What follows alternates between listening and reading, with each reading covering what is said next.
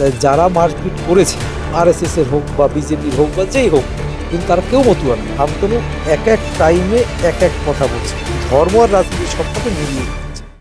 এই মুহূর্তে আমি উপস্থিত হয়েছি নান্টু গোসাইয়ের বাড়ি এবং তার কাছে কিছুদিন আগে আমরা দেখেছিলাম ঠাকুর নগরে, যেখানে ঠাকুর বাড়ি আছে, যেখানে সমস্ত মতুয়া সম্প্রদায়ের একেবারে তীর্থস্থান বলা যায়, সেই জায়গাতে তার উপর হামলা। সেই হামলার পেছনের কারণ কি এবং কি হয়েছিল সেই দিন, সেই নিয়ে কথা বলবো। প্রথমেই আপনি কেমন আছেন সেটা জিজ্ঞেস করবো। আপাতত সুস্থ আছি, তবে শরীরটা তেমন একটা সুবিধার নয়। কারণ হচ্ছে বয়সটাও তো অনেক হয়েছে আমার। 4 বছর আগে একবার হার্ট অ্যাটাক হয়েছিল, সেখান থেকে শরীরটা একটু দুর্বল আছে, তবে ট্রিটমেন্ট চলছে, দেখি ঠাকুর কি করে। এই আক্রমণ আপনার উপরে, এই আক্রমণের কারণটা কি? কারণটা হয়েছে ঠাকুরমশাই শান্তনু ঠাকুর, উনি বলেছেন যে 50 লক্ষ রোহিঙ্গাদের নাম যদি বাদ যায়, তাহলে আমাদের 1 লক্ষ লোকের নাম যদি বাদ যায় সেটা মেনে নেওয়া উচিত। আমাদের প্রশ্ন ছিল যে সে রোহিঙ্গা 1 কোটি হোক 2 কোটি হোক 50 লক্ষ, যত লোকের নাম বাদ যায় বাদ যায়, তাহলে হিন্দুদের বা মতুয়াদের কেন নাম বাদ যাবে? এইটা আমরা একটু তার কাছে জানতে চেয়েছিলাম। শান্তনু ঠাকুরের কিন্তু দুটো পরিচয়, একটা হয়েছে উনি সংঘাতিপতি এবং ঠাকুর বংশের ষষ্ঠ পুরুষ, আর একটা উনি বিজেপি এবং কেন্দ্রীয় মন্ত্রী, দুটো পরিচয়। আমরা কিন্তু উনি সংঘাতিপতি ঠাকুরবাড়ির ষষ্ঠ পুরুষ হিসাবে গিয়েছিলাম, যে মতুয়ার দরবারে। সেখানে আমাদের কাছে কোনো উত্তর না দিয়ে, কোনো প্রশ্ন জিজ্ঞাসা না করে উনি বলতে পারতেন যে তোমরা কিসের জন্য আসছো, তাই তোমরা দুজন ভিতরে আসো, বা আমার বাড়ির সামনে এটা করবে না। তখন অবশ্যই আমরা চিন্তা ভাবনা করতাম, কিন্তু সেটা না বলে উনি অতর্কিতভাবে আমাদের উপর হামলা করে। এবং যারা হামলা করেছে আপনারা দেখেছেন ফুটেজে, কেউ মতুয়া নয়, কারো গলায় একটা হরিচাঁদ ঠাকুরের মালা নেই, তার অমতুয়া। তা তাদের দিয়ে আমাদের উপরে যেভাবে আক্রমণ করেছে, এটা বলছেন করানো হয়েছে আক্রমণ বাইরের লোক দিয়ে। বাইরের লোক দিয়ে করানো হয়েছে। কারণ দেখুন, মতুয়া কোনোদিন মারপিট করে না।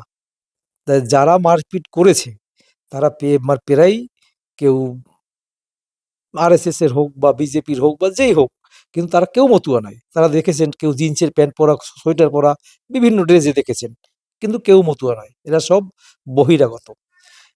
কল্যাণী থেকে ছিল, আপনার হেলেঞ্চা থেকে ছিল, বাগদা থেকে ছিল, তাহলে এরা তো স্থানীয় নয়, তাহলে এরা আক্রমণ করে কেন? এই সূত্রপাতটা কি করে হলো?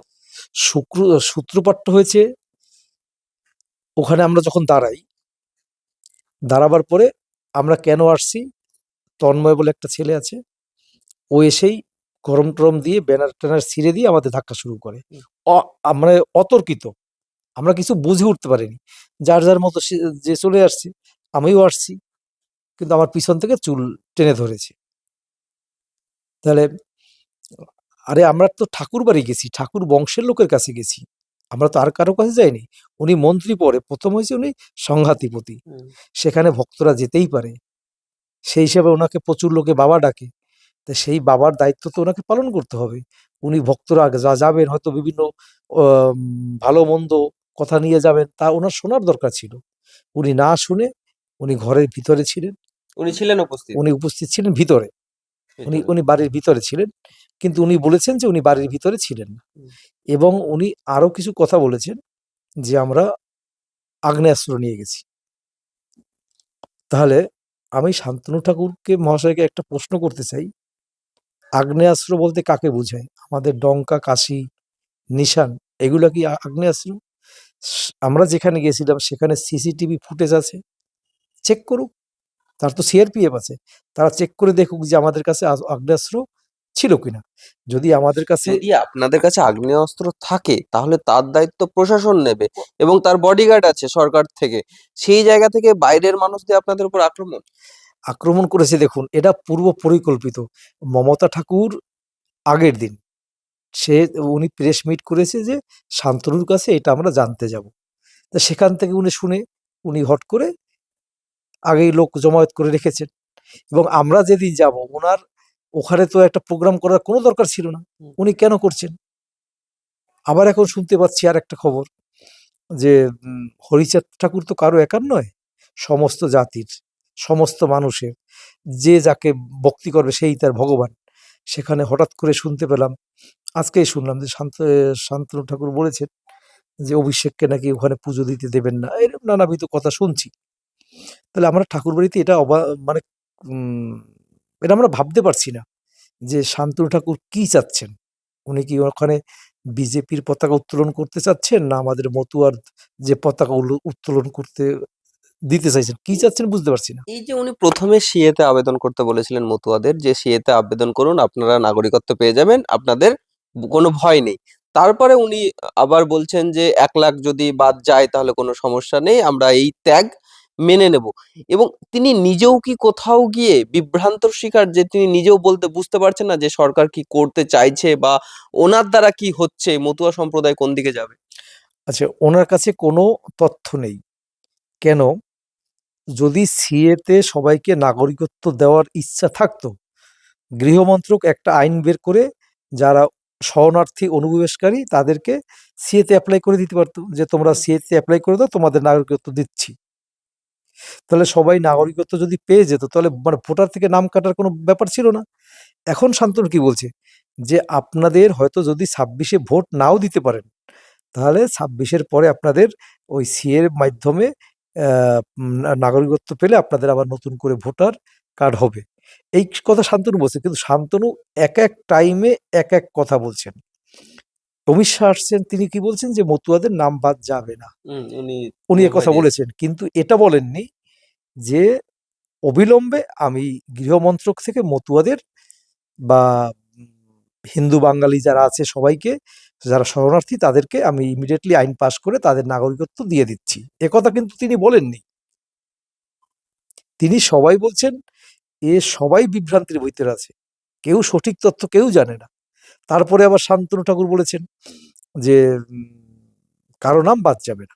তাহলে উনি এই মানুষকে বিভ্রান্ত করছেন, বিভ্রান্ত করে উনি এক একটা এই পেশ মিডিয়ায় থাকার জন্য, মানে ওনাকে আপনি হাইলাইট হওয়ার জন্য এক এক সময় মতুয়াদেরকে বিভ্রান্ত করছেন।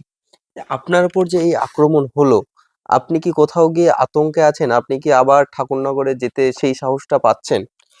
দেখুন, আমি যে আন্দোলনটা করেছি সেটা সমস্ত মানুষের স্বার্থে, হিন্দু বাঙালি নমশূদ্র আদিবাসী বলুন সবার স্বার্থে। ওখানে আমার ব্যক্তিগত কোনো আন্দোলন ছিল না, সমস্ত মানুষের স্বার্থে করেছি। এবং আমি ঠাকুরবাড়ি আবার যাব, আমি যে আন্দোলন আছে এই আন্দোলনকে আরো আমরা সামনে এগিয়ে নেব। হ্যাঁ, একটা আতঙ্কিত আছে যে যেভাবে আক্রমণ হয়েছে এটা নিয়ে একটা আমার ভিতরে একটা আতঙ্ক আছে, কিন্তু তবুও আন্দোলন আমরা চালিয়ে যাব। কোথাও গিয়ে কি এই পরিচয়টা আপনারা যে মতুয়া সম্প্রদায় ঠাকুরবাড়িতে যাবেন, আপনাদের সেটা তীর্থস্থান, সেই পরিচয়টা কোথাও গিয়ে রাজনৈতিক যে পরিচয় তার নিচে চাপা পড়ে যাচ্ছে? কারণ উনি বিজেপি করেন, বিজেপির কেন্দ্রীয় মন্ত্রী উনি। আপনারা মমতা বালা ঠাকুর, তিনি তৃণমূলের একজন সাংসদ। সেই জায়গা থেকে কি কোথাও গিয়ে আপনাদের উপরে আক্রমণ? হ্যাঁ, একদম। দেখুন, শান্তনু ঠাকুর, আমি একটু কথা বলছি, শান্তনু ঠাকুর যে বাবা মঞ্জুল কৃষ্ণ ঠাকুর, প্রথম উনি তৃণমূলের কিন্তু এমপি ছিলেন। হুম। তৃণমূলটা রাজনীতিটা কিন্তু উনি ঢুকিয়েছেন। পরে ওনার ছেলে মন্ত্রী হয়, ওনার ছেলে এমপি হয়, ওনার ছেলে বিধায়ক হয়। তাহলে যে শান্তনু ঠাকুর বাবা মা, তার বড় ভাই যে সুব্রত ঠাকুর, তাদেরকে উনি মানছেন না। এবং তার যে শ্রদ্ধেয় যে জেঠিমা মমতাবালা ঠাকুর, তার সম্বন্ধে যেভাবে কুরুচিকর মন্তব্য করছে, আমরা যারা মতুয়ার আছি আমরা কখনো এটা আশা করি না। কারণ শান্তনু ঠাকুরের কিন্তু উনি সংঘাতিপতি, এবং উনি বলছেন নিজেকে খুব শিক্ষিত। তা শিক্ষিত হলে তার ভাষা সেভাবে হওয়া উচিত যাতে মানুষ জ্ঞান পায় বা তার বিবেক চৈতন্য হয়। কিন্তু ওনার মুখ থেকে যেসব ভাষা উঠছে, বেরোচ্ছে, তাতে আমাদের যে উনি সংঘাতিপতি এটা বলতে আমাদের খুব লজ্জা লাগছে। এবং দেখুন, মমতা ঠাকুরের বক্তব্য হয়েছে, আগে তোমরা সবাই মতুয়া, পার্টি তোমরা যেটা করো সেটা ব্যক্তিগত ব্যাপার। তাহলে সেদিনকার দেখুন, যদি মমতা মা তৃণমূলটা করে, তাহলে কি এখন তৃণমূল ক্ষমতায়, তাহলে আমরা 2-500 ওখানে ক্যাডার রাখতে পারতাম না? পারতাম। কিন্তু আমরা ওখানে কোনো ক্যাডার যায়নি। শান্তনু ঠাকুর ক্যাডার রেখেছে, যারা মতুয়া নয়, বিজেপির মণ্ডল সভাপতি বিভিন্ন রেখেছে আমাদের হেনস্থা করার জন্য। এর এর মধ্যে ডিবেট, বুঝতে পেরেছেন, যে উনি জয় শ্রীরামের পতাকা উত্তোলন করতে চাচ্ছেন ঠাকুরবাড়িতে, মমতাওয়ালা কিন্তু জয় বাংলার মানে পতাকা উত্তোলন করতে চাচ্ছেন না। উনি চাচ্ছেন ঠাকুরবাড়িতে হরিচাঁদ ঠাকুরের নিশান উঠুক। এটা পার্থক্য আছে। এই যে মতুয়াদের মধ্যে এই ভেদাভেদ সৃষ্টি হয়েছে রাজনৈতিক কারণে, এর ফল কি কোনো তৃতীয় ব্যক্তি নিচ্ছে বলে আপনাদের মনে হচ্ছে? দেখুন, একদল মানুষ তো মানে মধ্যস্থানের আছে। তারাও যেমন একটা সুযোগ যদি বলতে চান, এটা শান্তনু ঠাকুরই বেশি নিচ্ছেন। শান্তনু ঠাকুরই বেশি নিচ্ছেন। মমতা ঠাকুর তিনি বলছেন, আগে আমি মতুয়া, তারপরে আমি রাজনীতি। তোমরা আগে মতুয়া মহাসংঘ করো। শান্তনু কিন্তু সেটা বলছে না। বলছে তোমরা সব আরএসএস করো, তোমরা সব জয় শ্রীরাম বলো। আচ্ছা বলুন, একটা তীর্থস্থান হরিচাঁদ ঠাকুরের বা রাম মন্দিরে, রাম মন্দিরে আপনি গিয়ে বলবেন জয় শ্রীরাম, হরিচাঁদ ঠাকুরের মন্দিরে গিয়ে বলবেন জয় হরিচাঁদ, বা কালী মন্দিরে গিয়ে বলবেন জয় মা কালী। আমাদের প্রশ্ন হয়েছে সেই ঠাকুর বাড়িকে উনি সেই জয় শ্রীরাম কেন বলাতে চাচ্ছেন, বা সেই রামের স্থান তৈরি করতে চাচ্ছেন আরএসএস দ্বারা। উনি পার্টি করুন, করুন, আমাদের কোনো আপত্তি নেই। উনি পার্টিটাকে আলাদা করে রাখুন, ধর্মটাকে উনি আলাদা করে রাখুন, কিন্তু উনি ধর্ম আর রাজনীতি সবটাকে মিলিয়ে খাচ্ছেন। এইটাই হচ্ছে। এবং আমি তো আপনাদের মাধ্যমে বলতে চাই যে উনি 5,000 নাগরিকত্ব পেয়েছে সিএতে, এরম নিয়ে উনি একটা মিটিং করুক বা মিছিল করুক, আমরাও দেখতে চাই যে এই লোকগুলা সিএতে আবেদন করে নাগরিকত্ব পেয়েছে। কয়জনে পেয়েছে নাগরিকত্ব? 2-4 জনে হয়তো পেয়েছে, কেউ কিন্তু পায়নি। কাজে সিএ আবেদন করলে কি হবে আমাদের বলুন? আর সিএ আবেদনের ফলেও আপনাদের যেই অধিকারটা এখানে আছে, সেখানে আপনারা স্বঘোষিত ভাবে দিচ্ছেন যে আমি এই দেশের নাগরিক না, নাগরিকত্ব চাই, সেই প্রশ্নটাও কিন্তু থাকছে। হ্যাঁ, দেখুন, যদি আমাদের স্বরাষ্ট্র দপ্তর তারা যদি মনে করে যে এরা হিন্দু, এরা 8 বার 10 বার ভোট দিয়েছে, এদের আমি নাগরিকত্ব দিয়ে দিই, সেখানে কিন্তু ভোট না কেটেও নাগরিকত্ব দিতে পারে। কোনো যদি আমার মন থাকে, যদি সদ ইচ্ছা থাকে। আজকে আপনি এটা দেখুন, এই যে এসআইআর এ সবাই ফর্ম ফিল আপ করেছে, কিছু বৃদ্ধ মানুষ যাদের মানে ডেলিভারি ডেটেও তার হিয়ারিং এ যাচ্ছে, এবং বিভিন্ন মানুষ হিয়ারিং এ গিয়ে বাড়ি ফিরে আসছে, মারা যাচ্ছে। তো এই মানুষগুলো হয়রানি করছে। কেউ 40 বছর ভোট দিয়েছে, তো তাকে ডাকার সে কিসে দরকার? আপনি তো জানছেন, আপনার কাছে তো সব রেকর্ড আছে, কে কতবার ভোট দিয়েছে, তার কার ভোটার কার্ড কত সাল হয়েছে, ওদের কাছে তো সব নথি আছে। তো সেই নথি ধরে দিলেই তো হয়ে যায়। আসলে কথা হয়েছে, এই যে সাধারণ যে দলিত মানুষগুলো, যে আপনার মনুবাদী যেটা আগে ছিল, সেটা আবার তৈরি করতে চাচ্ছে, এই মনুবাদীদের শাসন আবার লাগু করতে চাচ্ছে। আমার একেবারে শেষ প্রশ্নে যাব। যখন আপনারা এসআইআর এর বিরুদ্ধে আমরণ অনশন করেছিলেন, তখন শান্তনু ঠাকুর একটা কমেন্ট করেছিলেন যে সেই মঞ্চে শুধুমাত্র রোহিঙ্গা বাংলাদেশিরা বসে আছে, এবং তিনি এখন বলছেন যে রোহিঙ্গা বাংলাদেশিরা যদি 50 লক্ষ বাদ যায়, তাহলে আমার 1 লক্ষ মতুয়াদের ত্যাগ স্বীকার করতে হবে। তো সেই রোহিঙ্গা বাংলাদেশিদের মধ্যে আপনারা পড়ছেন না তো? দেখুন, আমরা যে অমরণ অনশনটা করেছিলাম সেটা এসআইআর এর বিরুদ্ধে নয়। প্রথম কথা, আমরা বলেছিলাম যে এসআইআর এর মাধ্যমে যেন কারো মানে ভোটাধিকার বাদ না যায়, সেজন্য করেছিলাম। সেখানে সংঘাতিপতির মুখে এই ধরনের বক্তব্য আমরা আশা করিনি। দেখুন, মতুয়া মতে চুল, দাড়ি, মালা, এটা কিন্তু গোসাই পাগল যারা, তারাই এগুলা বহন করে। দেখুন, আপনার মাথায় চুল নেই, আমার মাথায় এত বড় চুল। তো এই চুলেরও একটা জ্বালা আছে, এই দাড়িরও একটা জ্বালা আছে, এই এতগুলা মালা গলায়, এরও একটা জ্বালা আছে। তাহলে এদেরকে, এটা একটা মতুয়ার দর্শন, যাদেরকে পাগল গোসাই বলে, এদের একটা মতুয়ার দর্শন।